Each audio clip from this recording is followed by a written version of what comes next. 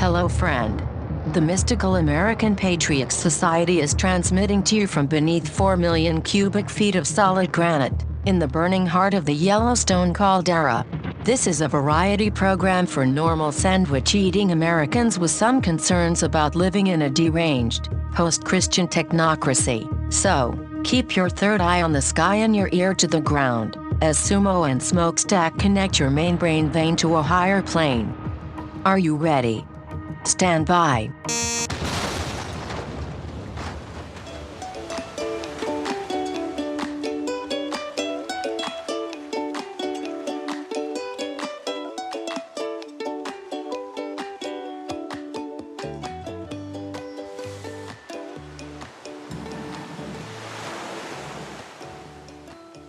Okay, everybody. Let's just take a moment to arrive. Let's arrive now, here where we are. We're seated. You with your perfect, beautiful body. Your perfect mind, beautiful mind. We're just going to take a moment to arrive here on our mat and breathe.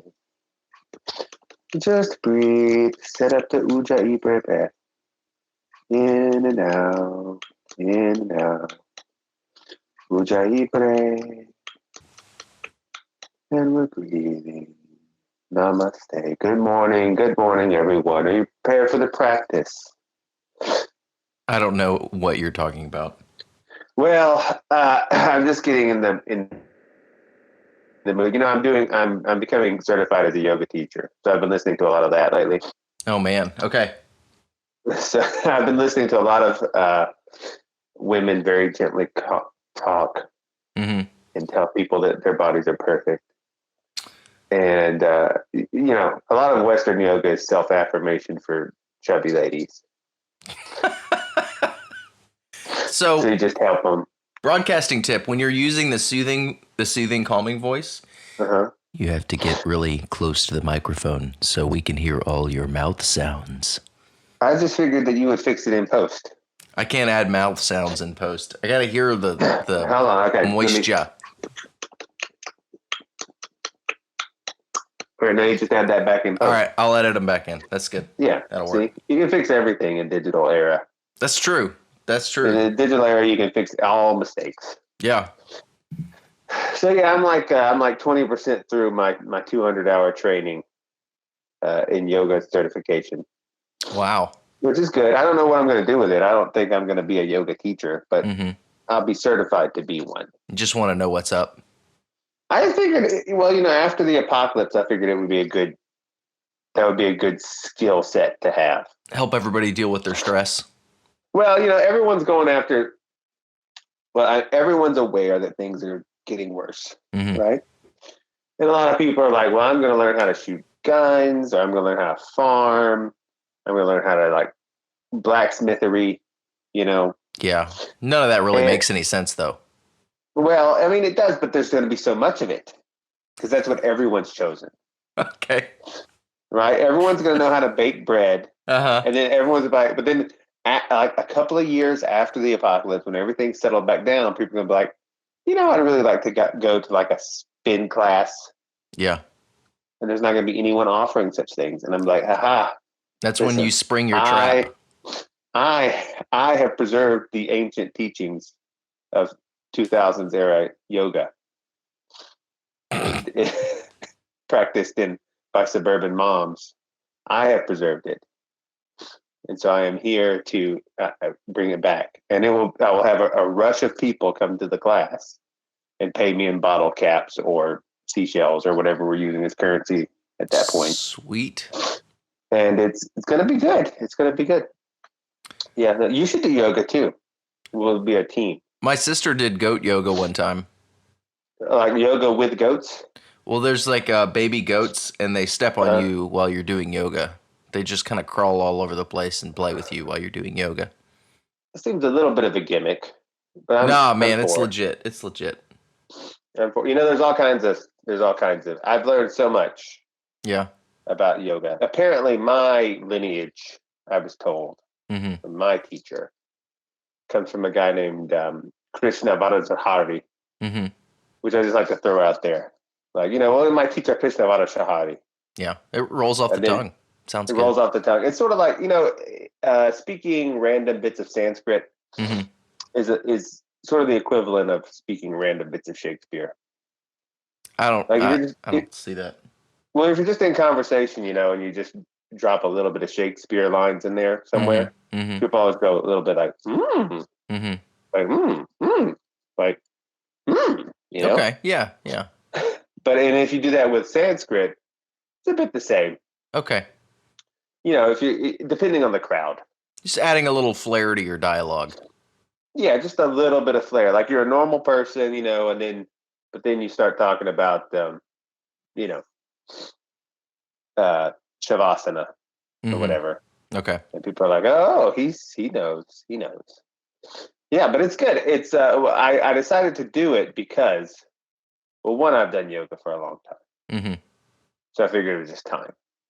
But then two, because of COVID, for the first time, the quote unquote accredited, and I say that in quotes because it is a large body of accreditation of yoga, but it has no legal standing whatsoever because no one in the law cares. Right. So for the first time, because of COVID, they're offering it online, and they may not offer it again online next year. So I figured, well, this is my chance to just do it without actually having to go somewhere and be with people. Are they live classes or are you watching recordings? They're recordings. Okay. And you have live meetings, and then you got to record yourself and send it back in. So they can check and make sure you're doing it right. Well, yeah, but there's a lot of that. There's a lot of like reading yoga philosophy. Like I've read the Yoga Sutras of Patanjali, as we all have in preparation. And then, there's like listening to recordings. I listened to a lot of recordings of this one Jamaican woman talk about karma. It's been very insightful. It's been good. I've been having a good time. And I think it's really going to help me in the after times. In the after times. Well, we're all trying to prepare. We're all trying to prepare. We've got different methods. I'm doing that one. I think I decided some time ago that I was going to get like certified in all the things that no one can catch you legally on calling yourself. That like I can't call myself legally a counselor. Right. Although of course I am. To so many people. I'm a helper to so many people. And I can't call myself a psychologist. Right? But I can call myself a hypnotist or a life coach, or you just do the same thing under different terms, right? Or and I don't know what kinds of past life regression I'm going to do, but I'm going to have it all. It's a total package of stuff you might find in the back of a horse lady shop. I've never been to a horse lady shop. Oh yeah. Like, well, horse ladies are the craziest of ladies. Like lady. This is beyond cat lady. Well, yeah. Like horse ladies are the guy that grew up wearing black and swinging a katana in high school. And he just grew up and did that. The equivalent of that is a girl that was really into horses. Oh, I see. And she grows up and she has a tech shop. They always call it a tech shop. Where you can go in, you can buy a saddle and English riding gear. And they always ask you, do you ride English or Western? And I always say, well, I ride English naturally. And they say, I thought so. And then, because I just have that look. Right. And then you talk to her for a while, and then a little while, you get to know them, and then they're like, "Oh yeah, come back here and look." And then you notice there's a suspicious amount of crystals, and then there's always some tea, some jars of herbs, not very unlike your shelves of herbs. And then and then they're really into yoga also, and they probably do Reiki therapy. That's another thing you can get certified in. Reiki therapy. You can do Reiki on horses. It's a big industry these days. Really? I live on a long road with a great many horse farms. great many horse farms. And horses get stressed and they get injured and they need healers. Veterinarians, usually, but sometimes a lady with like flowers braided in her hair. You know? And she just comes and touches the animals? No. With Reiki, there's no physical contact. You just hover your hand a few centimeters above their skin and you just transfer energy. Oh, well, that sounds helpful. Yeah. It's a way that, from what I've seen, it's mostly old men using it as a way to like almost touch women's boobs. It really is. Like they're like, I'm a Reiki therapist, and then they're like hovering their hands like all around this woman, but not touching her, and this makes her comfortable while her eyes are closed. And then like this is a little weird. Yeah. But a lot of people swear by it, just like they swear by acupuncture. I think acupuncture probably does something. I don't, I've never had it. I need to go have it, but I haven't had a reason to have it either. Like I haven't had any thing I thought this is something that needs acupuncture. Sure. So, but I knew a guy that he said he went in for acupuncture and he like laid down. And then, hold on 1 second. I have an acupuncture emergency. Hold on. Okay.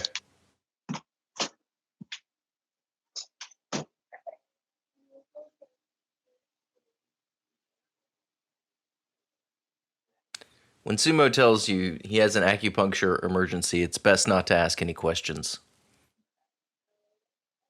You just let him work it out. We may never know what this was about.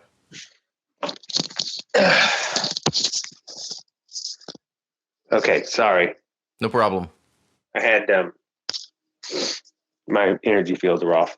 But anyway, I was talking to this guy and he said, yeah, I did acupuncture. And I sat down, laid down on the slab.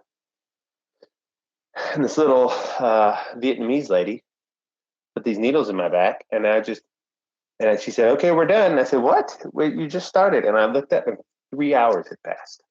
Oh, weird. Uh-huh. See?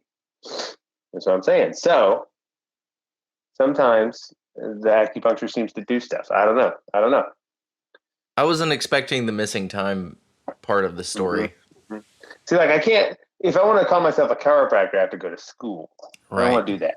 Yeah. I just want things that I can pay someone online to allow me to say that I'm at. And then if I call myself that and dispense advice, there's no legal ramifications. So is acupuncture one of those things where I could just order some acupuncture needles and put up a shingle and Depends on the state. Okay. Some states regulate acupuncture. Some people don't. No states regulate yoga. I think because acupuncture actually putting needles in people. Right. Well, I mean, that's really been one of my big dreams to get paid to put needles in people. And phlebotomy is, again, expensive training. And time. Licensing. And really, do we need it? I mean, I've known how to hypnotize people from a young age. I don't need to go to school. Gotcha. Have you ever been hypnotized or hypnotized someone? Heck no. It is very interesting, and it definitely works. Mm-hmm. As in, they will go to a sort of calm sleep state where they become highly suggestible. Okay.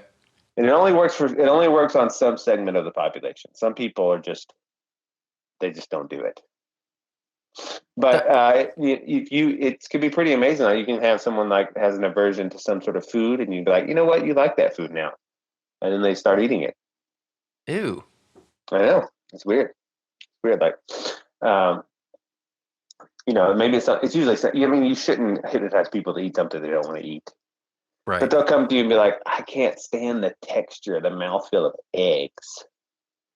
And everyone at breakfast at the meeting always brings eggs. And I hate being the guy that's like, I can't eat eggs. Mm-hmm. So can you hypnotize me to like eggs? It's like, sure. And then they go like eggs. And it's good. And all these skills we're going to have in preparation for it. Like when the cities have burned and the nuclear bombs have fallen, mm-hmm. and everyone's like, I'm a blacksmith. And I'm the 77th guy that can bake bread. And I know, and like everyone's got these same skill sets, right? And then it's like, oh yeah, you think that was all good if there was just one person doing it, but now we have a whole village full of blacksmiths and bakers, and not one person doing yoga or horse medicine. I feel like I would be okay in a village with a bunch of blacksmiths and bakers. Well, yeah, but at some point there's just too many. Like, how many bakers does one village need? I mean, good point. You know, but and you may not need many yoga Reiki therapists, past life regression hypnotists, but you need one. You know, I won't concede that point, but well, I just saying. Okay, you know? Okay. And then it's going to be like, I'm going to be the only one, and maybe in the country. It's because a lot of the people certified in these things now are not going to survive. Let's be real. Well, you know, some villages are going to be spiritually pure, and Reiki therapists will be driven out of town by mobs. Just, you need to be aware of that. I know. Well, you know, it's like, well, like so much in my life, I have various scarlet letters, right, that I have to hide. Okay. Under hair shirts, right, or whatever.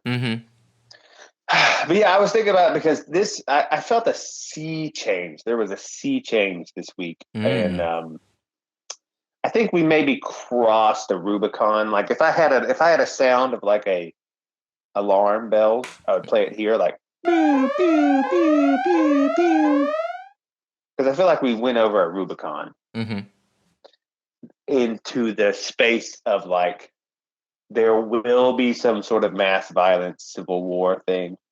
Yeah. You know, and now you can't really walk it back. And so I just felt like it was time to really prepare. So I started my yoga classes. Makes perfect sense.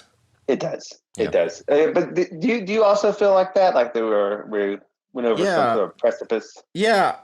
In fact, I was kind of hoping we'd talk about this a little bit today because go for it. I woke up this morning, and I usually get on Twitter and check the riot footage. You know, just see how are the riots going. The daily riot coverage. You know, what tactics are they using?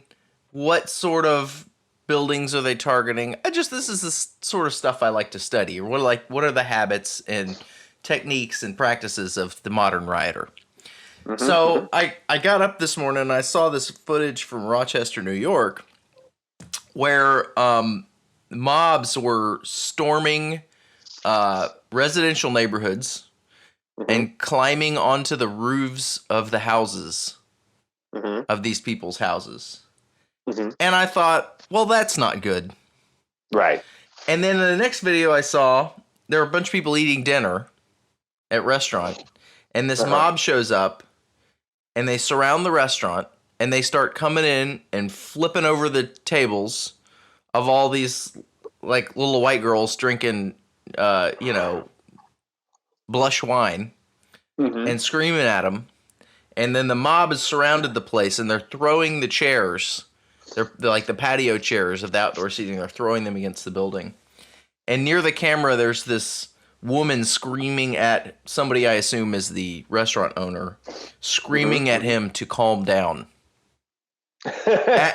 So repeatedly, she tells him to calm down, screaming, calm down, as the mob is trashing the place and has the place surrounded, and little like terrified diners are escaping, here and there through the crowd trying to get away. Right. And I thought, yeah, we're not, as a society, we're not coming back from this anytime soon.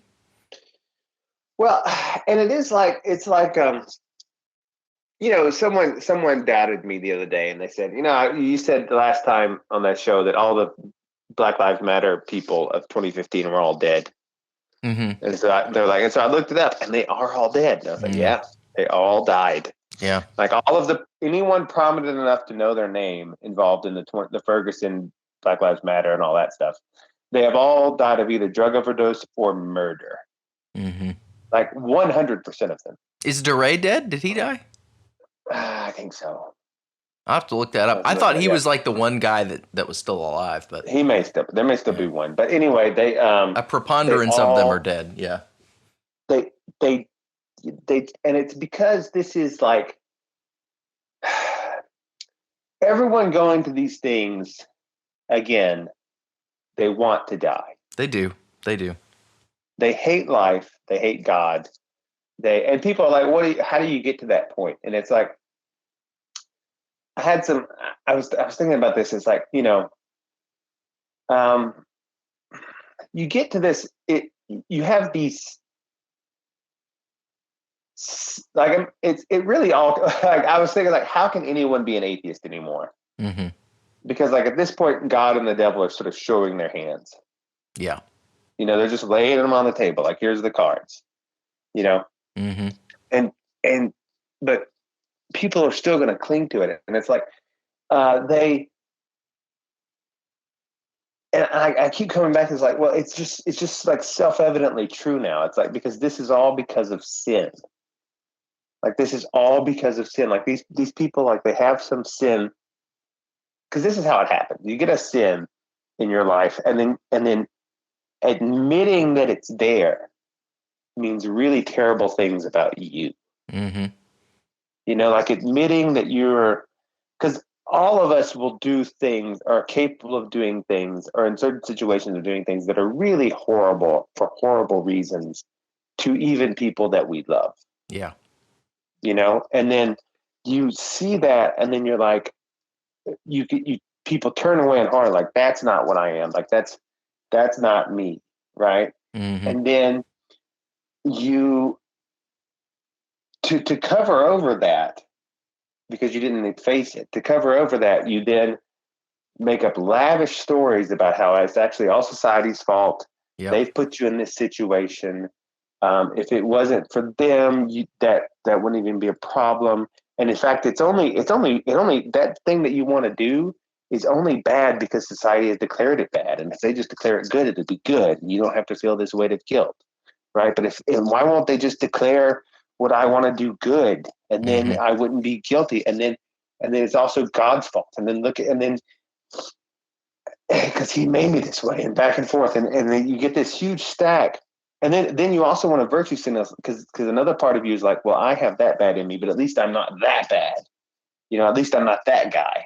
This is why in prison everyone beats up child molesters.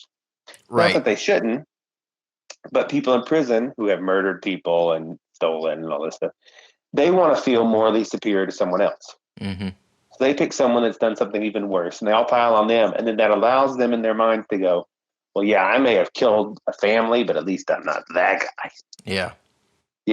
And then that allows you to feel, it's a mental salve, rather than like confessing your sins. It's a mental salve to be like, well, I'm not as bad as I felt I was. Because look at these worse people, and really it's society's problem. And so people, they build this up on top of themselves. And then at some point, the guilt becomes overwhelming. And you just want to go out and have someone kill you.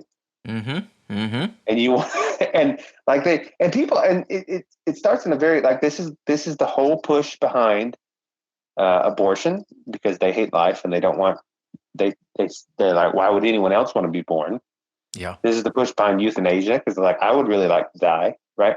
But at the same time, right, they also, you have inbuilt mechanisms to keep you from killing yourself. And so then you're like, I want to die, but I'm also can't bring myself to do it. And then you feel like a coward, right? And you're stuck in this thing of like, I hate myself. And so you need these excuses. Until somebody comes along offering you a nice little death game to play. Yes. Yeah. And that's what it is like it's a death game. And it's a dance of death. Mm. And they're out there going, hey, do you want to come do the dance of death with us? And a lot of people find that very seductive. It's the Pied Piper. Yeah. And so we talked about Shiva and how Shiva's always holding out the one hand. It's like, this is just a game. It's only if you want to play. Mm-hmm. But Shiva is also a great dancer. That's Shiva's main thing, is Shiva dances the dance of death. And it's a seductive, like, come on, join me if you want to. Yeah, you can die a hero. You can die a hero. Yeah. You can die. They're offering you like an out where you feel good. Like glorious death, Valhalla. yeah, your whole life, and this is why it's like these people are in hell. It's Mm-hmm. like it's a worm that doesn't die. It's just this your guilt inside you just eating you from the inside. And it doesn't go away. And you can try all these things. You can try drugs and like fentanyl. These people do, Mm-hmm. to Mm-hmm. forget about it, to cover it up. You can make other people the bad guy. You can push all your problems away, but the worm still grows. And then eventually someone starts playing a melody and it's like, hey, you know what? Here's an end to all your problems. And if you do it, you can go out killing terrible people. You can go kill fascists Yep. and you'll be like a hero. And then you'll die a hero. And you never have to, you'll never have confessed that sin. No, you'll never have gotten rid of it. You'll never have dealt with it. And the thing about it is, this is the great, you don't even really have to get rid of it so much as you just have to confess it and accept forgiveness for it. Right. And if you do that, that's the first step to starting to have it go away. Mm-hmm. But like people have problems and they can't willfully get over,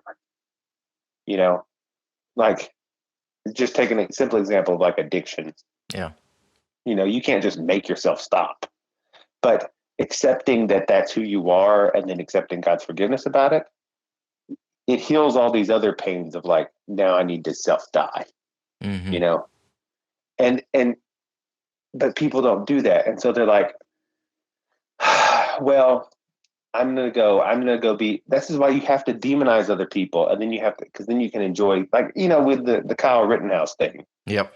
The guy that shot people. The first guy that he shot, he was on camera earlier that day, going up to people, going, "Shoot me, bro! Come on, shoot me! What are you gonna do? You gotta shoot." And Exactly. he's literally asking to die. Right. He's literally asking someone to shoot him, and it's framed in this like tough guy mode, Yeah. right? But That's what he's nobody doing. goes up to someone with guns saying, "Shoot me, bro," who does it at some level want to die. Yep. And the guy did want to die because he was a convicted pedophile. He had done all these horrible things, and then he couldn't bring himself to like look in the mirror and say, "This is what I've done and what I am." Right. Yep.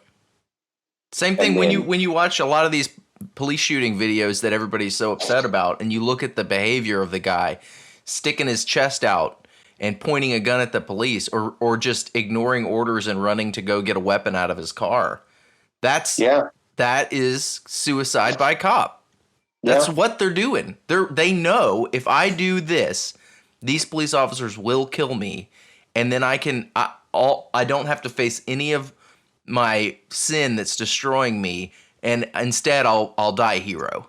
and I can go out like a tough guy. I can go out Yep. displaying courage. Yeah. Yep. Yep. It's just same, and same thing. If we flip it on the other side with the cops, like you look at these, like there was a video the other day of cops in Britain, like really like attacking this guy for not wearing a mask, like physically attacking him. Yeah, I saw that. And here's the thing about it is like they just want to feel like they have bravery again too. They want to be able to point and say like, I got that guy, because they know that they are like the cops in Britain know that they had to sit by and watch as like Muslim rape gangs raped however many Yeah. girls. Yeah. And they didn't do anything about it. Did nothing and about they it. all let it slide because they were scared. And so what they do is they take out they try to feel tough taking out an easy target that no one's going to get mad about. Mm-hmm. Well, he's a And fascist.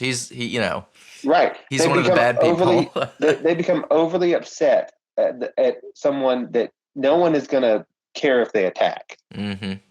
And then they use that. They're like, well, and now I'm the big brave hero.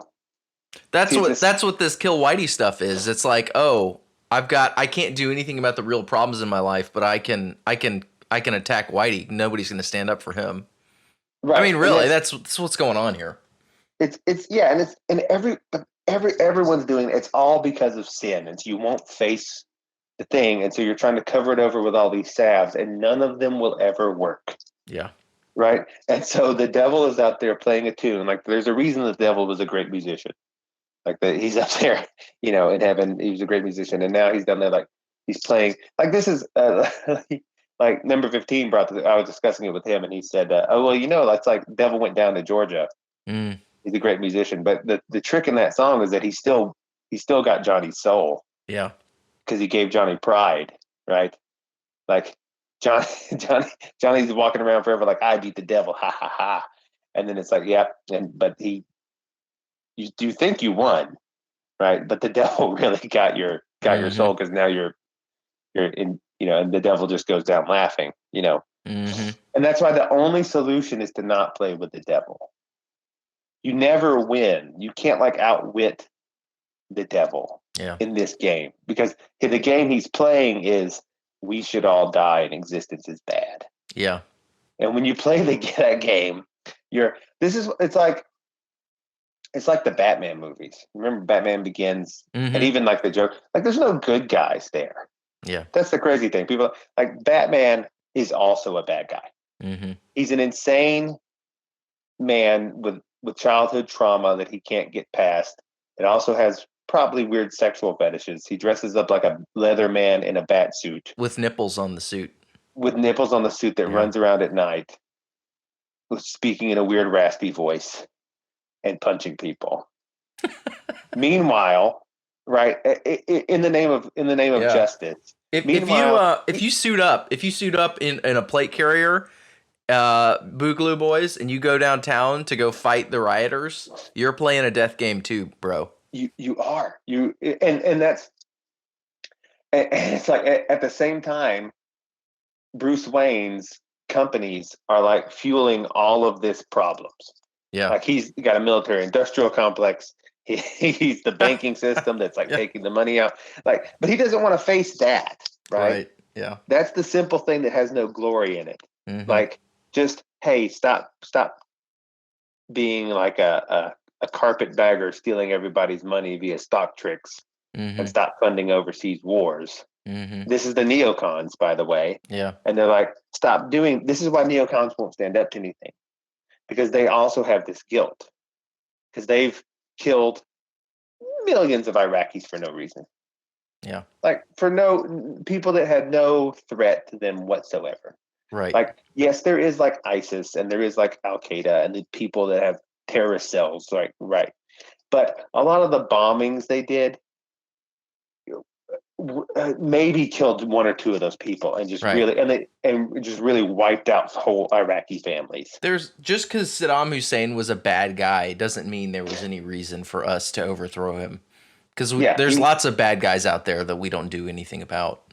Yeah, and Iraq was posing no threat to us. Yeah.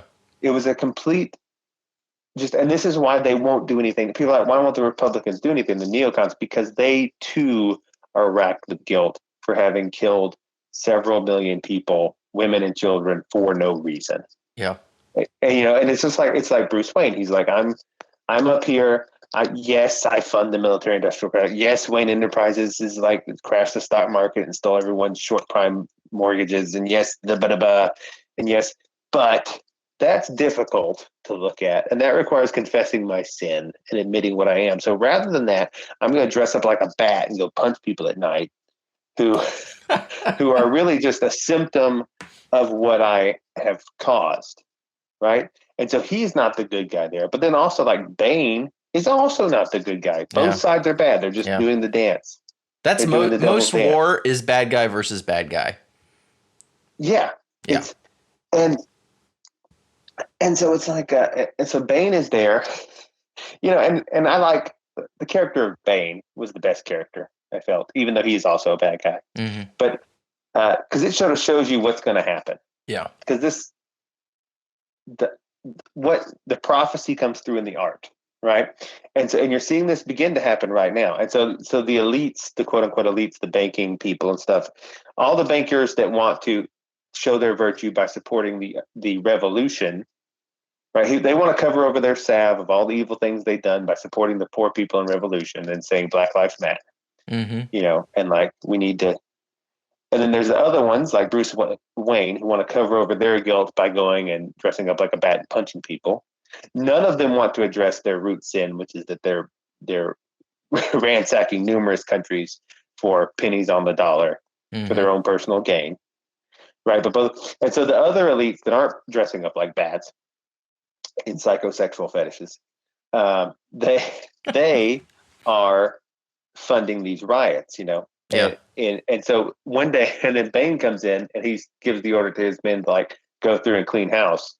And the one banker, I think he was a banker, maybe it's politicians there, is like, but I'm in control, like he's like looking at his place be torn down by the rioters. Mm-hmm. And Bane just goes up to him and goes, "Do you feel in control?" Yeah. Yeah. Because they will lose control of their own beast. Mm-hmm. Oh, they already have. Yeah. They've already lost control, and it will come for them. Like most of the people that were like cheering on the French Revolution did not expect to themselves be guillotined. Yeah. But they will be, like these, and they're also doing the dance because you can't play it. And the only time you ever play with Satan is you die. Yep. The wages of sin is always death. And the only way out of it is to confess it and accept forgiveness. You don't even have to really stop doing it. Like, that's not if you just confess it and accept your forgiveness, that is the first step to starting to be healed. But you can't expect like a sinner to immediately stop sinning, just face it and like be like, okay, and then ask forgiveness for it. Mm-hmm. And but that is so hard to do. It's harder than actually stopping the sin. That's the miracle, is that one would confess it. Yeah. And so anytime you don't do that, like, and you may have a very circumlocuitous way towards your death with a lot of virtue signaling and a lot of like, it looks like I'm going to win. But you always end up dying. Yeah. And like physically in the real world and also spiritually, like in the realer world, like Mm-hmm.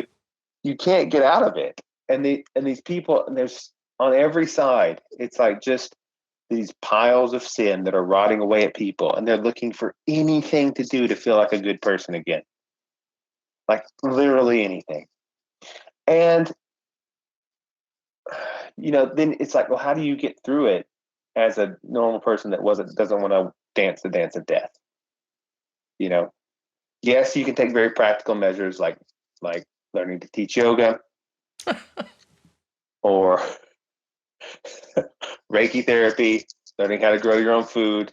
Mm-hmm. You can take very practical measures.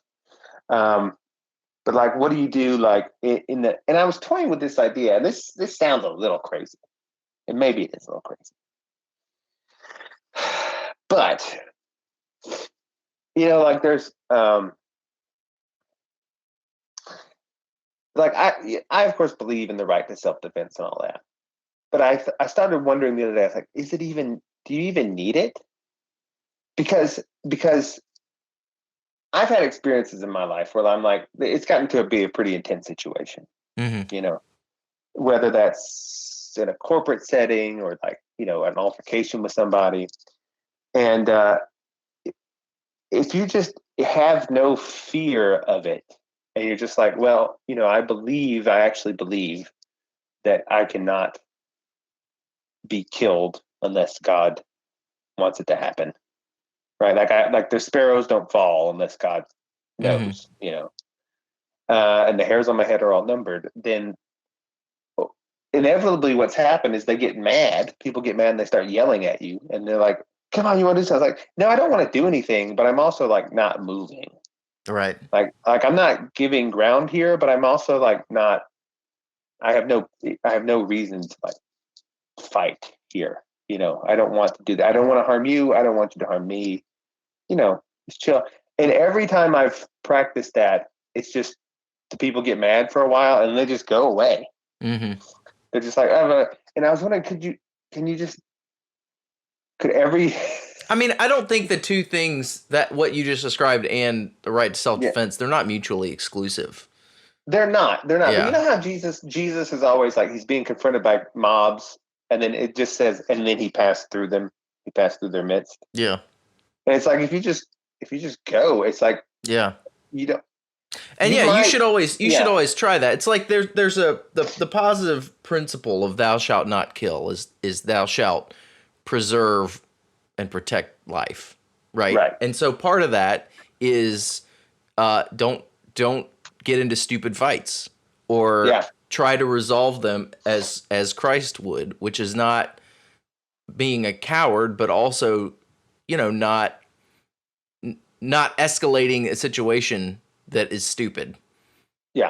And give somebody a chance to realize that what they're doing is stupid or whatever. Yeah, like you were talking about. But also, every now and again the mob does come and machine gun the Romanovs or whatever. Yeah. Yes. And you got to. I think part of the other half of that coin is you got to have cultivated the skills and the ability to defend against that. Right. You need your warrior 2 stance down very well, so that you can and you're up dog down dog, and then you're very good at. But I don't think yoga's going to help you in this one, bro.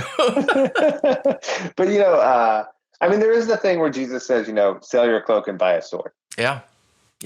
But also, they say we've got 2 swords, and he's like, that's enough. You know what I mean? Like, but Right. there were 12 of them. And like we got 2 swords for 12 people, and he's like, you don't like buying your 9th gun is a mental salve. Guys, I feel attacked here. I know, but like you can only shoot one at a time. It's true. Buying your and so yes, self-defense and stuff, but also you can literally walk through the equivalent of lions' dens in a real way. Yeah, often you can. Yeah, and that's I think we all have a duty to that. Yeah, and that nothing, and it's like nothing, like the angels will shut the lion's mouth, and you can literally walk and like if you're just, and I think you got to realize is this, and what I'm being asked to do, am I asked to being played a dance of death, and if the answer is yes,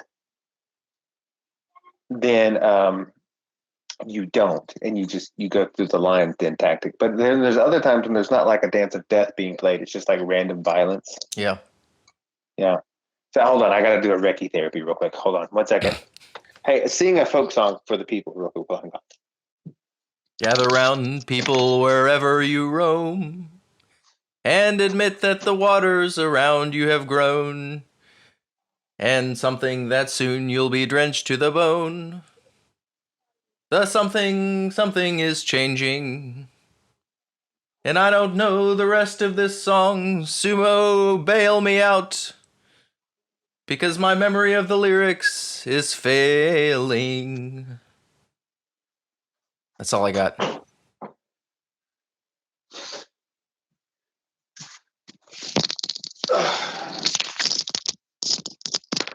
What did you sing? I sung parts of The Times They Are A-Changin'. Oh, good. Yeah, I had an emergency starfish pose. Someone needed. That's good. Anyway, so we were. Ask yourself: are you being invited to dance a death dance? Dance of death. Like if there's a riot and you want to put on your boogaloo outfit and go play, I think you're probably dancing a dance of death. Yeah. Just because there's people think that violence works like people can just attack you, and sort of, but also no, the hairs on your head are actually numbered. Yeah. And things cannot happen if God does not will them to happen. Like people just can't do whatever they want. And this is and everyone. I've been thinking about Lucifer and Satan. I was wondering if they're 2 separate characters. Maybe. I don't think so. I don't think so. Well, there's like Beelzebub. And Beelzebub isn't Satan, even though it's often used in that term, in that way. Like Beelzebub seems to be Satan's got his first rank army. Mm-hmm. And there's like Beelzebub and Mammon and stuff, and they're like the first rank army. Okay. And I think, Satan and Lucifer, they operate in 2 different ways, it seems. Like Lucifer is the light bringer. Mm-hmm. It's Prometheus.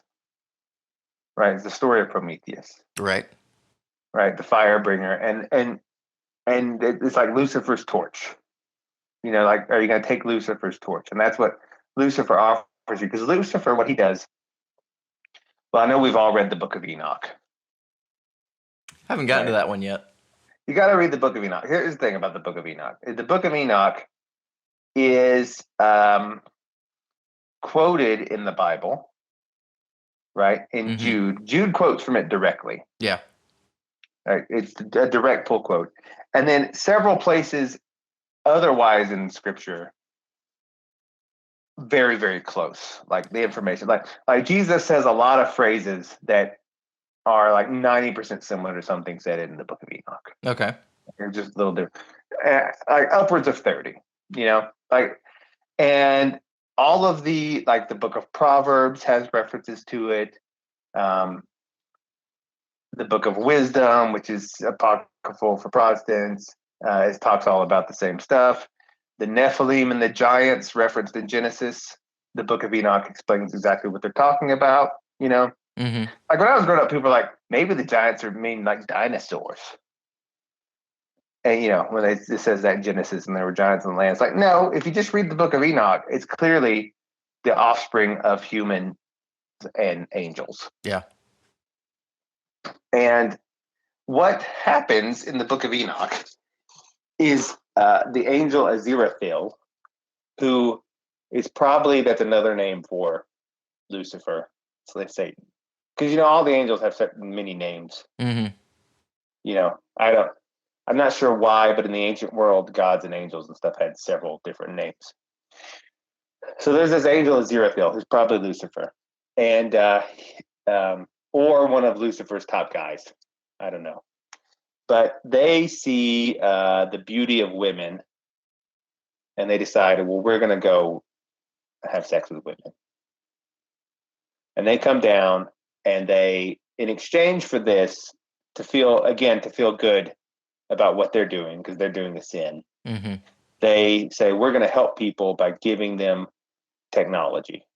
Basically, I mean, it says in the Book of Enoch, and the angels that came down taught man their secret arts: metallurgy, cutting roots of plants, making medicines, reading the stars, buildings, metalworking. I said,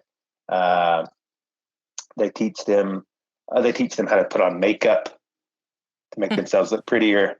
They teach them perfumes. They teach them, and basically it goes through this list of all the technologies of the ancient world were given to man by angels. That the angels were using because they were taking wives and having children. And this is a crazy story, right? People are like, oh, but ladies, this is why, by the way, Paul says you're supposed to cover your hair in church, because the angels in Enoch were particularly attracted to the long flowing hair of human women. So you cover your hair to not make the angels too amorous, because they're there worshiping with us. I don't think that's why. Oh, that's 100% why. It's 100% why. Because he says you cover your hair, and then he says, comma, for the angels. Right? He does? That's in one of the epistles. Yeah. You cover your hair, comma, for the angels. So,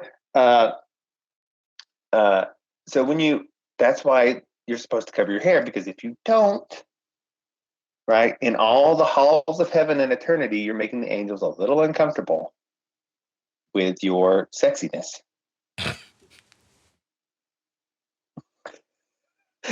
And you gotta look at things. So, and people are like, this is crazy. Obviously we can't believe that, right? Like, this is like a crazy story, mythological story. Couple of points. Okay. One, that's probably the most, there are two basic foundational mythologies of the fall of man. One is the Garden of Eden, and another is Prometheus. And the Promethean story, where angels come down and give technology to mankind, is contained within the biblical apocrypha in the Book of Enoch, which is referenced several times, and is reason for a lot of the things they say in the regular non-apocrypha. Right. So it's really got both. So one, that's that. But two, Um, Angels are presented there, and in the rest of the way you think, in the rest of the time you think about it, every other time, as humanoid creatures. Like we think of them as like light beings or whatever, Mm-hmm. but they're humanoid enough that they're attracted to women. Okay, because there are no female angels. Just, I'm sorry again, ladies. This is why they're so infatuated with you, because up in heaven they don't have any, right? And then you might feel a little bit compassionate to the fallen angels in that case. You're like, well, that's a rough deal. Uh, but it's true. So the angels are there and they come down and they're humanoid first of all because they're attracted to human, but they're also physical enough they can apparently have sex with them, Mm-hmm. right? And then also make offspring who turn out to be these grotesqueries because you've mixed things that shouldn't be mixed. Yeah. Okay, so now here's I'm gonna make a jump. You ready? Oh, now we're making a jump. Okay, I'm ready. Is that so different than the constant, pervasive reoccurrence of the Nordic aliens? Ugh. Just a sigh. Hear me out. This is as close to Mormonism as I get. Okay.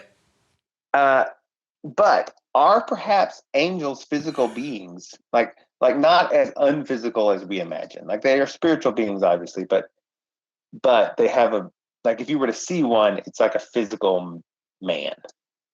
Okay. Okay. And so when you see the star people that were all throughout the 20th century, the main, like people think it was all gray aliens. Mm-hmm. The gray aliens come very late, really the late 80s and the 1990s, largely because of Whitley Strieber's book Communion, wherein he describes such beings. Okay. Okay. But prior to that, the main alien you would see was the Nordic. And they were called the Space Brothers because they would always show up in pairs of two.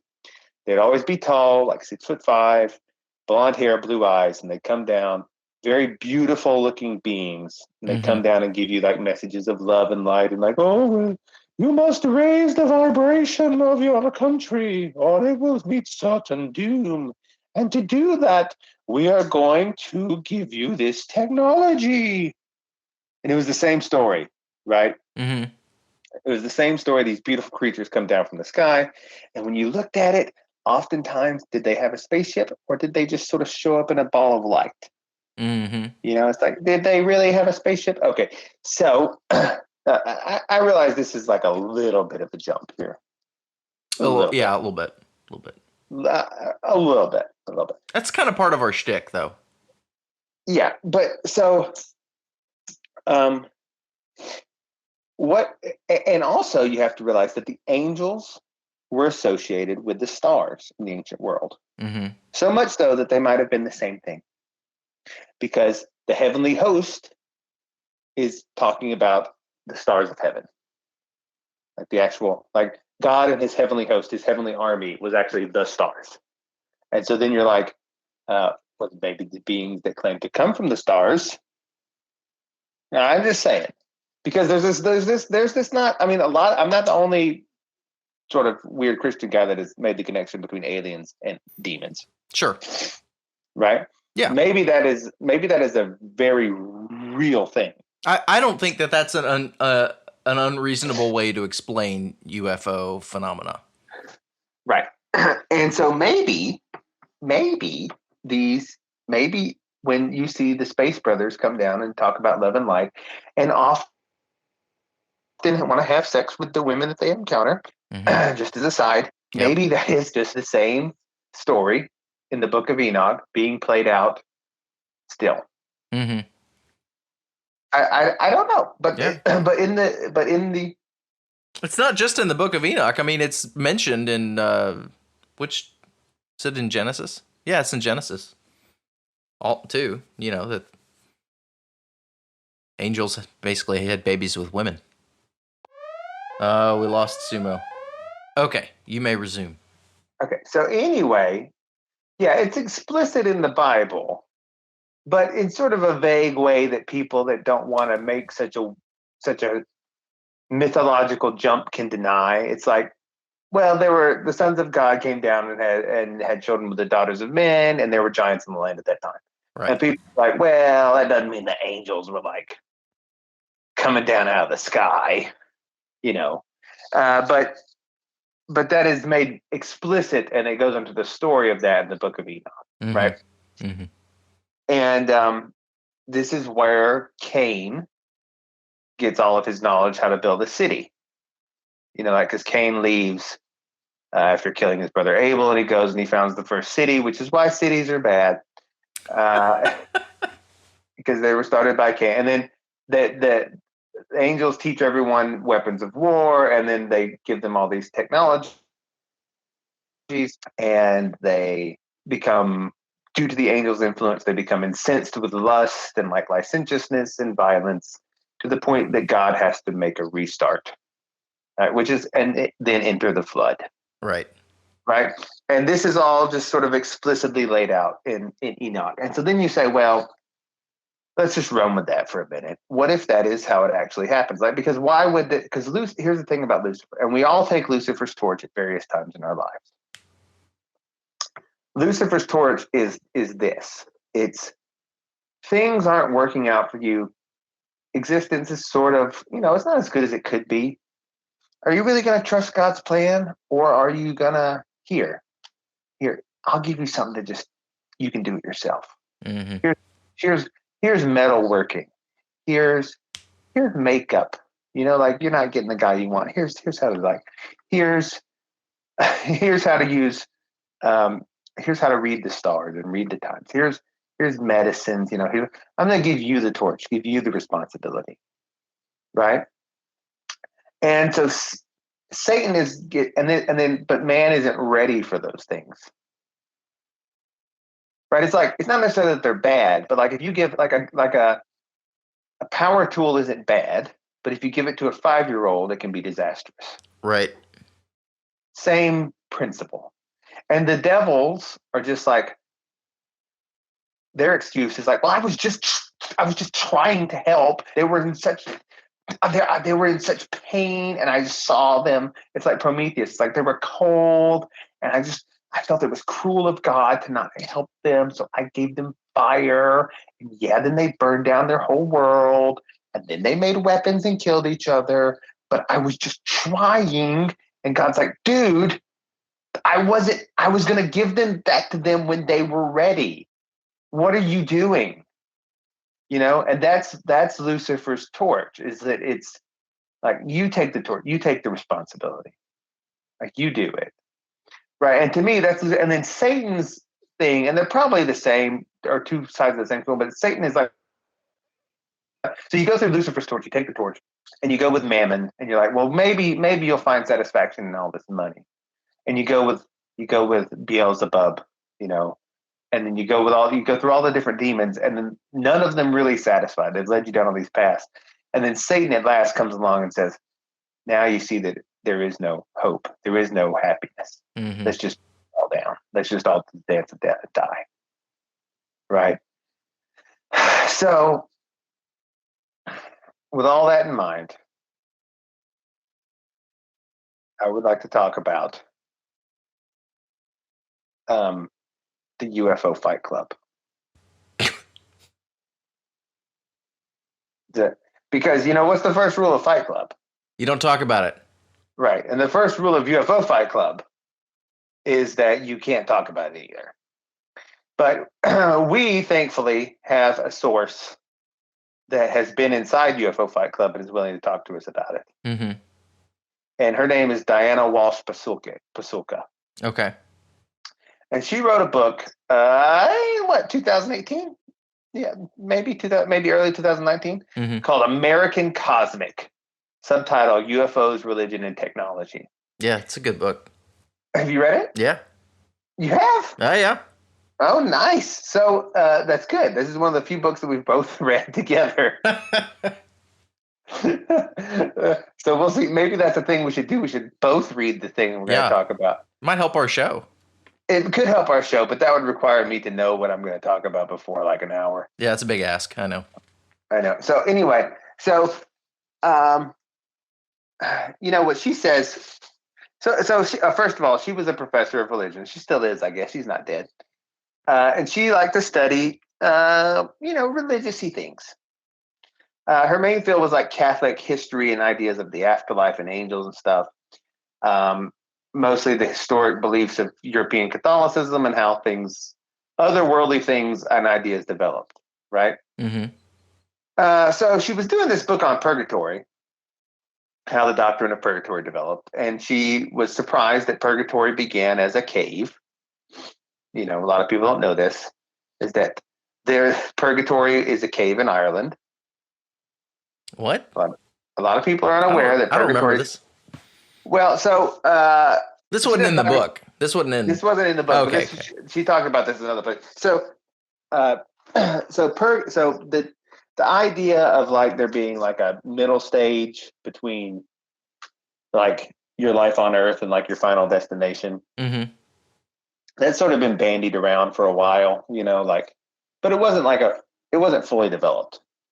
But then in like the year 500, maybe, there got this rumor started, and I don't think it was started by Patrick himself, but it was this rumor started that St. Patrick had a vision of Jesus in Ireland, and Jesus had taken him to this cave, which had a very deep entrance, and it went down farther than anyone really knew. And Jesus said, "This is the entrance to purgatory." And that became sort of like, yeah, well, there it is. So much so that if you get maps from that time period, and even from like 500, 1,000 years later, the only place in the British Isles that's sometimes marked on the map is purgatory. It's right there. What? Yeah, it's like here's the Straits of Magellan. Over there's Greenland. Here's the Horn of Africa, and up there is purgatory. Right. Right. It's like a physical place. Right. And people would go there, and they would go sit in the cave. They would try to yell down into the cave to hear their loved ones and to offer prayers for them that they thought were still in purgatory. They would have very intense mystical experiences in this cave. And this cave inspired various things, various pieces of literature, where that probably influenced Dante's Inferno, like there was a genre of people like going down into purgatory in this cave. Mm-hmm. Very reminiscent of like Dante going down into actual hell, and through purgatory. And it's a place. It's in Donegal County, Ireland. All right, you can still go there. You can still go to purgatory right now. It's called St. Patrick's Purgatory right now, and it's a bit of a tourist location at this time. Mm-hmm. But for like 1,000 years, people really thought like, well, there's where purgatory is. That's how you go.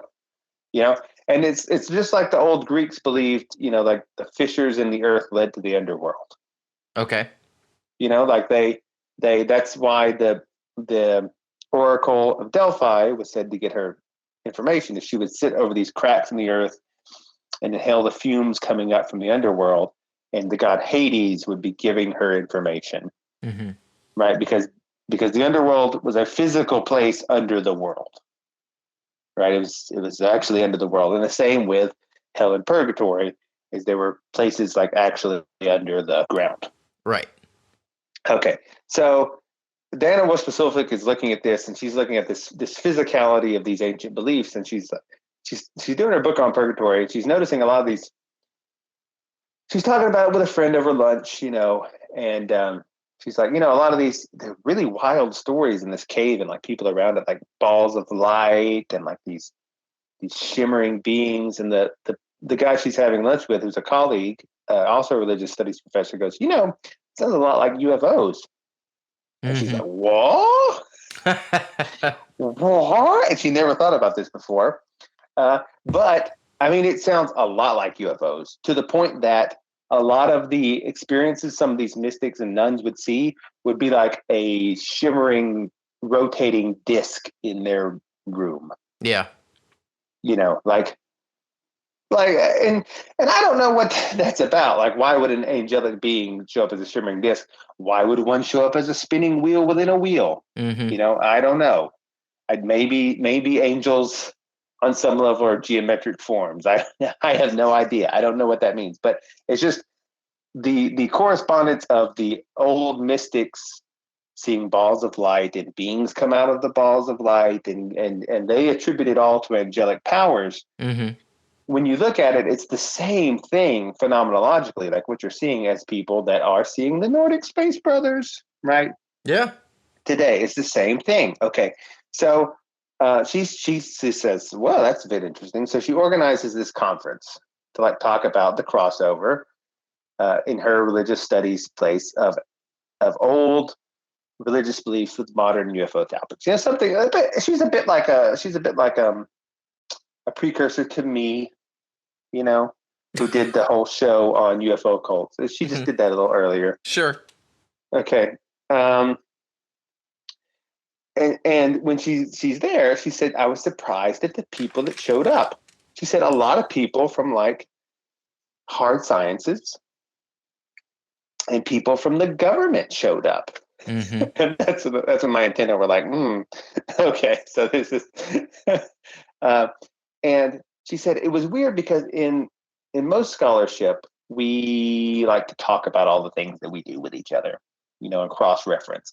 And she said, but I was immediately struck by these people who are very influential scientists who their attitude was, we don't talk about what we do. And maybe that's for governmental reasons. Maybe it's for private, like company reasons, like patents and stuff. Mm-hmm. Maybe it's for other reasons. But she said that was really strange to me, is that there are so many people very interested in the UFO field, like high-ranking government officials, people that were like really up. They owned Fortune 500 companies in like biotechnology and material science, who were coming to this UFO conference, who would not talk about what they did. And that's where she got the term the UFO Fight Club, because it's like they're interested in UFOs, but you don't talk about what you're doing. Right. Right. And so she said, I began to be aware as I maintained my relationship with some of these people that had, a lot of them came up to me and were very interested in and she said in a weird degree, they were asking a lot of questions about my religious scholarship, about things like the physicality of hell and purgatory and like, visions and angels, and who were here for this UFO conference. And she said that was really strange, and I began to see that they couldn't talk about it. And so she came this term UFO Fight Club. So the book opens, as all good books do. Her book opens with her being blindfolded and put in a car. Right, which is what happened. And I should say, this Fight Club idea is not dissimilar from Jacques Vallée, who talked about it in his book called The Invisible College. He spoke about this in the 1970s. He wrote a book called The Invisible College, which was a group of academics very into the UFO topic, but who weren't public about it for fear of like looking weird. Right. Right. But so it's very simple. The UFO Fight Club, The Invisible College, whatever you want to talk about. So she's getting in a car with a guy who she won't name his actual real name. She names him Tyler D, after Tyler Durden of the Fight Club movie. Mm-hmm. So she's been talking with this Tyler fellow for a while, and he says, listen, I want to show you, I can take you out to the field and actually show you some pieces. And she goes, pieces? He's like, yeah, like pieces of a crash, like a UFO crash.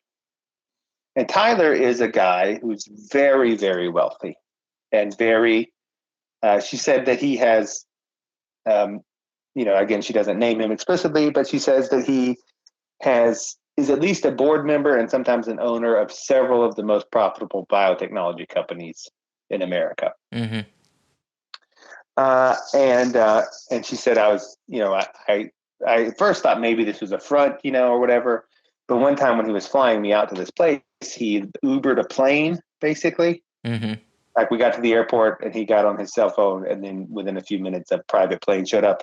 And I was like, okay, well, this guy's at least got some money. Yeah. Because Ubering a plane is not something in the realm of most people. And he says, yeah, I'll take you out there to this crash. And she says, well, she's never met Tyler in real life. You know, she's corresponded to him over the UFO thing, or she met him once in real life or something like that. But she's not real comfortable. He's like, I'll take you out of the site. And she's like, okay. So now here's the thing. I'm not allowed to show you where the site is. So you have to be blindfolded. And so she's a woman, and she's like, I don't know if I want to go meet this man I've met one time and get blindfolded in a car. Right. You know, in the middle of the desert. And so she says, I don't want to do that. And he's like, oh, it'll be fine. You know, just come on. And ladies, if anyone ever asks you to be blindfolded in the car, it'll be fine. It's bad advice. As long as you cover up your hair to keep from tempting the angels. Right. So she said, so they don't. But then she has this other friend who's also he's a physicist, and she calls him James. Again, not his real name. And James sort of also knows Tyler, and James also is in a field that she thinks that Tyler would be interested in getting his analysis of the crash site. So she says, okay, well, what about if James goes with me and we'll both be blindfolded? At least then I'll have a friend. I won't be alone, right? And so Tyler's like, okay, that'll work. So they go into the desert, and they stay at a hotel. And the next morning they get up, and Tyler blindfolds them. They get in the car. They drive for about 40 minutes, and they get out into the middle of the desert. And they start walking, and they go. And she said, we did find parts, like little pieces. Tyler had brought a metal detector, specifically calibrated, he claimed, for that. And he said that it was one of 7 or 8 known UFO crash sites in the world. She specifically said it was not Roswell. Right? So not Roswell, but a different one. And so what were these pieces? Well, they were like, she said you'd pick them up, and they weren't huge. They were like shards. But said you look at them and they look almost organic, like almost like scales. And almost like it had different layers, like, you know, how skin has different layers laid down on top of it, you know? Yeah. He said it looked like an almost organic piece of metal, like a metal that had been grown by an organism, which is strange. And keep in mind, these guys, you know, he runs a biotechnology lab, right? So maybe this is useful for him. So about Tyler. So Tyler, if you want a little bit of background for him, the guy, again, not his real name, but he was apparently in aerospace and NASA, but his life changed after the Challenger disaster. He was in his like 20s, you know, when this happened, and he was working on the Challenger disaster. He was big friends with, again, and we all know that the Challenger didn't happen. We discovered that later, but he was friends with Judith, who was on the Challenger, you know, again, supposedly, who was his close friend and workout partner. And she died. Of course, she didn't, but he maybe really believes this, or maybe he's just relaying this. It all gets complicated. But anyway, so he's got to be in his 60s now, mid 60s, 70s, Tyler, right? Right. And Tyler believed, and Tyler was very successful at picking companies and coming up with ideas that almost always worked out and were very successful financially. Everyone wanted to invest in them. And he would get these from these ascetic rituals he had, and that allowed him to recall what he called memories. He said they weren't my ideas, they're just memories. They came from somewhere else. And so like he'd have this daily routine he would follow, and it would allow him to basically channel ideas and inspiration from the ether. Not unlike angels giving technology to man again. She saw him. So she said his routine was very similar to a monk's. Actually, he avoids all stimulants, even coffee, no alcohol. He avoids the news because he doesn't want his mind to be, quote, corrupted. He engages in a strict exercise routine. he has all these little things he does throughout the day that he says enables our DNA. He said he believes our DNA is capable of both transmitting and receiving frequencies and signals from other places. And if we keep our bodies tuned correctly, we can receive this information that can make us very wealthy or successful. Now, does this sound overly dissimilar from the story of Enoch so far? I mean, that's the vibe I got from it when I read it the first time. I know. Yeah.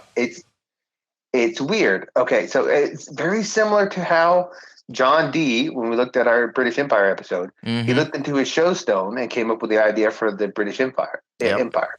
You know, the Renaissance era, the early scholastics, the philosophers, they all likewise, Diana points this out, believe their ideas were given to them either by God or angels, the Virgin Mary. You know, Descartes himself, arguably the founder of modern science, or at least the philosophy undergirding modern science, he began in an outhouse in the middle of the night in Austria when he went to go to the bathroom. An angel appeared to him and said, "The conquest of nature shall be achieved by weight and measure." And that's how science started. You know, it started by an angel who said, you know, what you do is you break everything down, you weigh it, you measure it, and you take precise things, and that's how you will conquest nature. Lucifer's torch, I'm just saying. Yeah, well, right now I don't want to harp on this too long, but right now we're in the terminal phase of that. Exactly. Like we're in the crisis of that frame of mind that Descartes started, or that was given to Descartes. Yeah, because, you know, it's like, oh yeah, this will help you. And it does help you. It's like, you know, you can make medicine and stuff, but also you can make things that will allow you to kill everybody and yourself and destroy your life.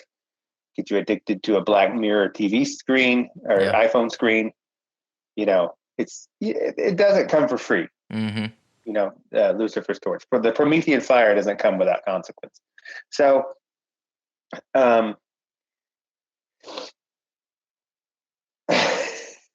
so eventually Diana asked Tyler, like, okay, so why did you contact me and were interested in my conference? You know, religious studies lady, like what? And Tyler says, quote specifically, he says, "My mentor told me that I'd reached the limits of my knowledge in the field I was in, and that my next progress would be in the realms of religion and mysticism, where I would be able. This would help me forge, quote, the human machine interface of the future." It sounds a lot like what Elon Musk is trying to do. It's the first thought that popped into my head. And Elon Musk, as much as I like Tesla and SpaceX, if you listen to him, he's a bit creepy. Yeah, he's real creepy. Like not a little creepy, like a lot creepy. Yeah. Like he's like, we're gonna put the chip in the head, and then we're gonna, and that's where it'll start. And eventually, maybe we have to replace the whole top of the skull. You know, I don't know why he has an Irish accent. We got to replace the whole top of the skull, don't you know, matey? And then, so, you know, and it's like, yeah, it will probably allow you to do things. Like Lucifer's torch allows you to do things. But at a certain point, you have become the torch itself. You know, it's like, it really comes down to, is the image of God that you are enough? And do you believe it's enough? Right?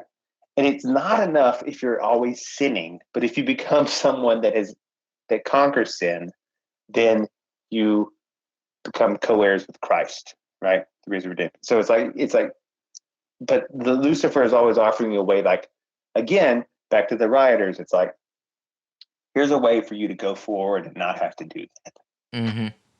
You know, here's a way for you to go forward. And you can go forward a little bit, but it always circles back to death.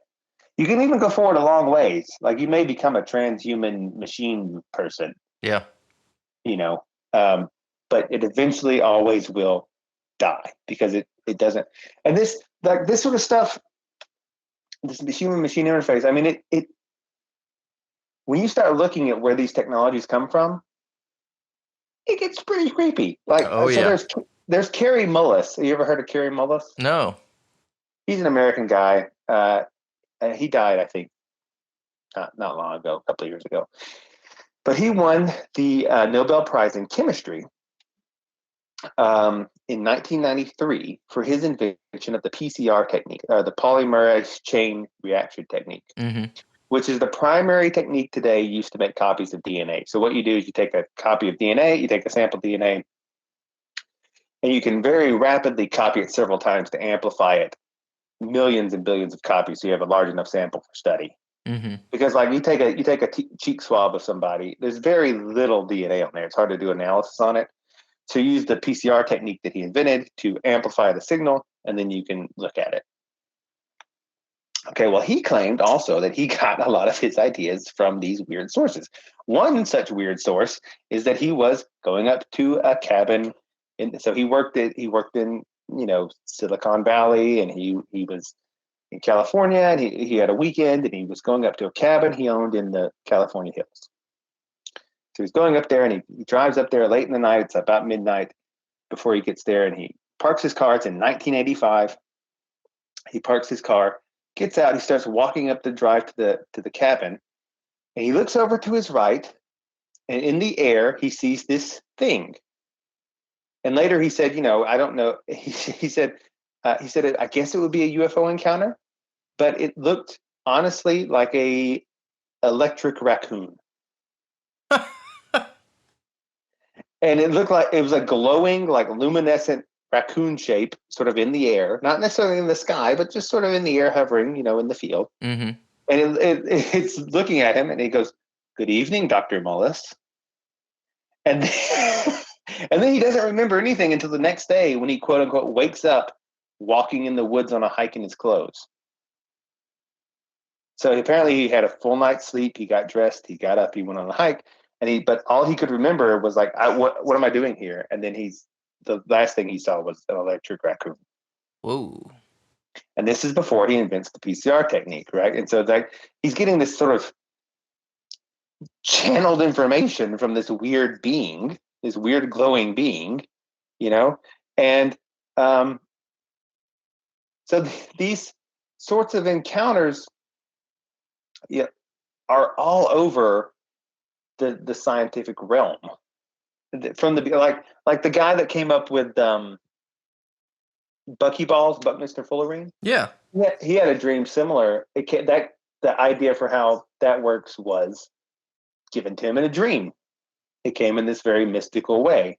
And in a similar way, when the nuclear bomb was invented, they were trying to do the nuclear fission. They couldn't get it to work right. And Oppenheimer wrote about how sometimes this guy they never heard of, but like they never met, and they didn't know he had any credentials. He would just sort of wander into the lab on their breaks and sit down and talk with them. And they're like, he was very like personable, and so they were like, hello, even though they were sort of like, where'd this guy come from? And he started off talking small talk or whatever, and then he'd ask them about their work, and he'd say, that's interesting. Have you tried pointing the lasers at like 30 degrees from each other? And then he'd walk away. And they try it, and it would work. And this isn't something I'm making up. This is something like the inventors of the atomic bomb sort of wrote about in an offhand way. In a similar manner, by the way, the one of the guys that started the Nazi Party, because Hitler did not start it. I forget his name right now, but he was a Russian. Mm-hmm. Or he wasn't a Russian. He was in Russia. He was a German studying in Russia at the time. And he was a college student, and he was studying in his dorm room with the doors open because it was hot and it was before air conditioning. And so everyone had their doors open and their windows open to create cross breeze, right? And so he's studying, and he's like 21 at the time. And this guy walks into his room, this tall man, and he set the book down on the desk beside him, and then he walked out, and the fellow never saw the man again. And that book was a book called The Protocols of the Elders of Zion, which was the main propaganda fuel for the Nazi Party in the future. Right. And so it's like, it begins to look like this, if you read Stephen King novels, there's this character named Randall Flagg, mm-hmm. who is in every novel. And he's basically Satan.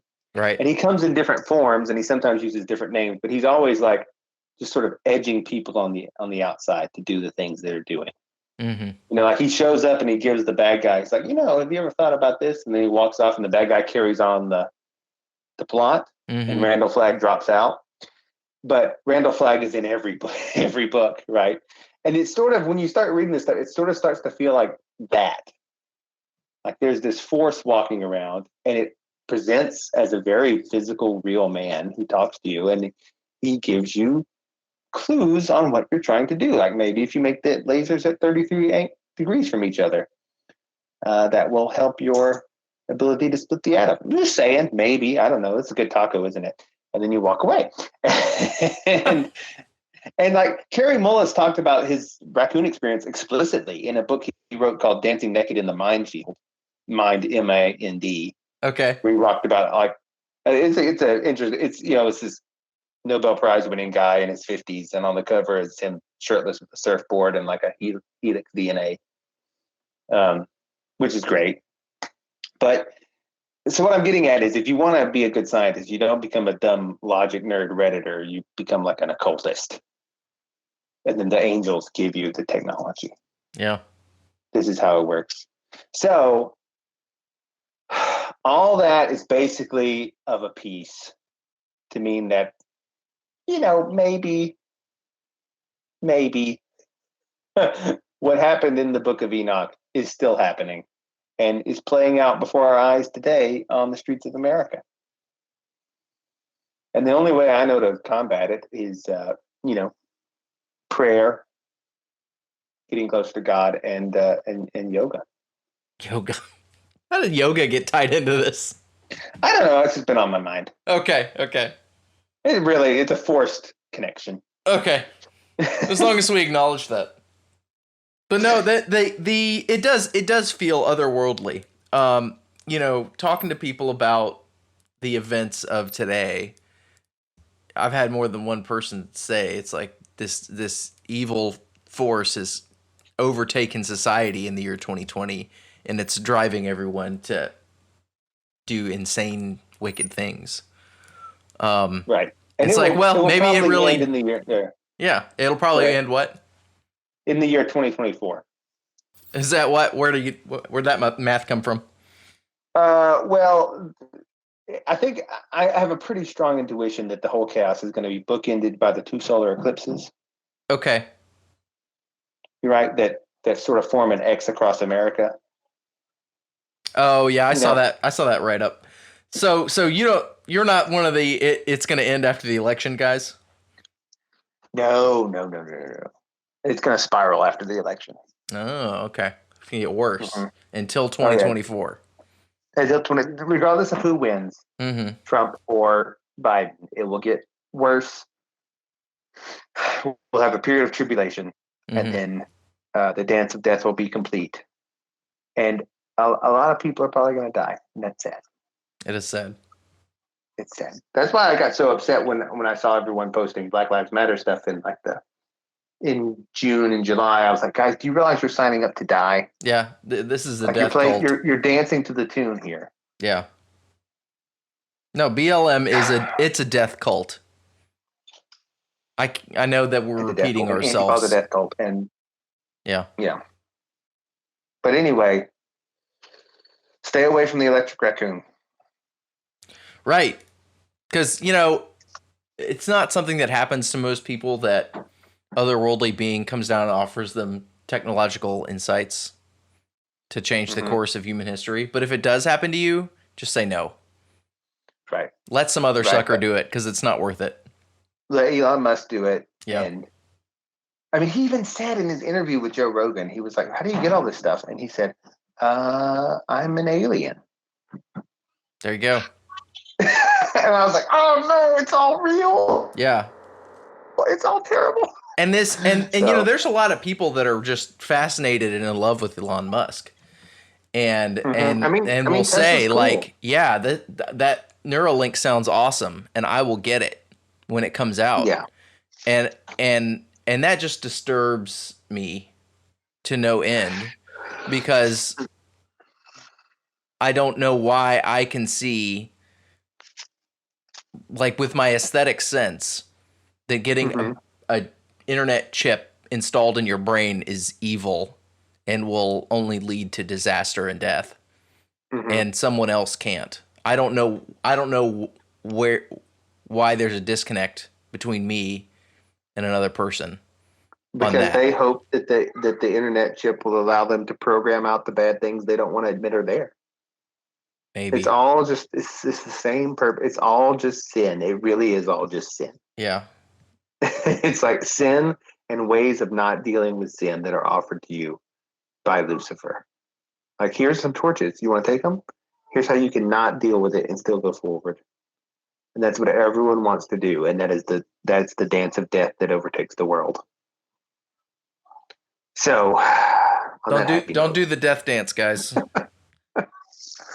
No. Don't get a brain chip. Don't get a brain chip.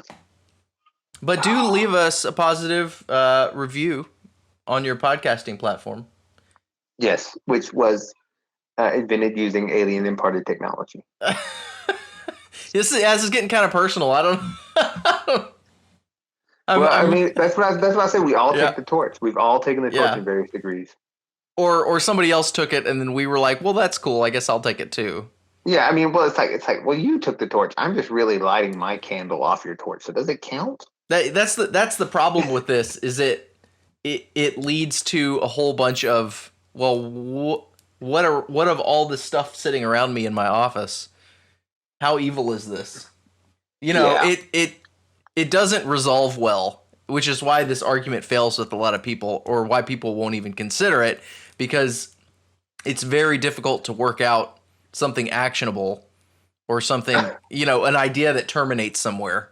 It doesn't. Yeah, that's why they don't consider it. Not because I'm talking about aliens. Right. It's not the They're also aliens aren't angels. the problem. Yeah. The problem is, what do I do with this idea? Yeah, that's true. And I'm afraid I don't have a good answer for that.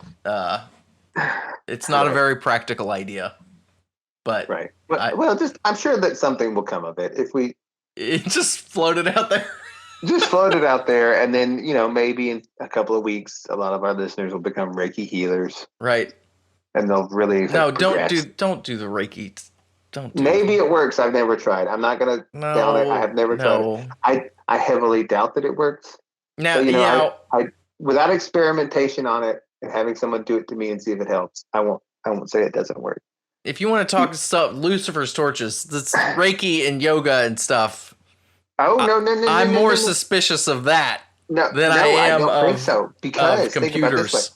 way. Because those things are just using your own human body and human energy. It's all God-given stuff. There's no technology. There's no torches to Reiki. I'm just saying. I don't think so, man. I'm just saying. Just if anyone is the mark, like, it doesn't say in Enoch that they came down and taught them Reiki. It says they came down and taught them pharmacy. Well, okay, maybe I'm judging those practices by the lives of the many people that started practices like that and brought them. Well, that could be. That's why we gotta take it back. Just like you're taking back herbalism. I'm taking back energy field manipulation. Is that what it is? Is that what yoga is? Energy field manipulation? No, that's what Reiki is. Yoga is just a very good form of exercise, really. You're not going to sell me on that one. Sorry. It is. It can be very intense if you do it in a strong way. I'm sure that is true. But I do not tolerate Eastern mystical practices in my life. Look, I mean, Jesus was an Asian. No, he wasn't. Shut up. He was. Middle East is Asia. Are you an Asian Hebrew Israelite? I'm an otaku Hebrew Rastafarian. Okay. Well, that clears it up. Yeah.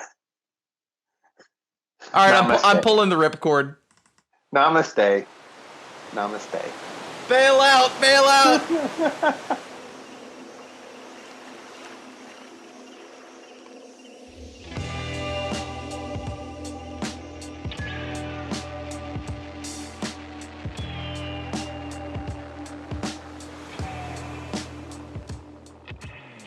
See, I told you we hit the electric raccoon. You know, as I was going through the list, I wondered, how does electric raccoon fit into this? You're right. But it all came together. We hit the whole list. I know.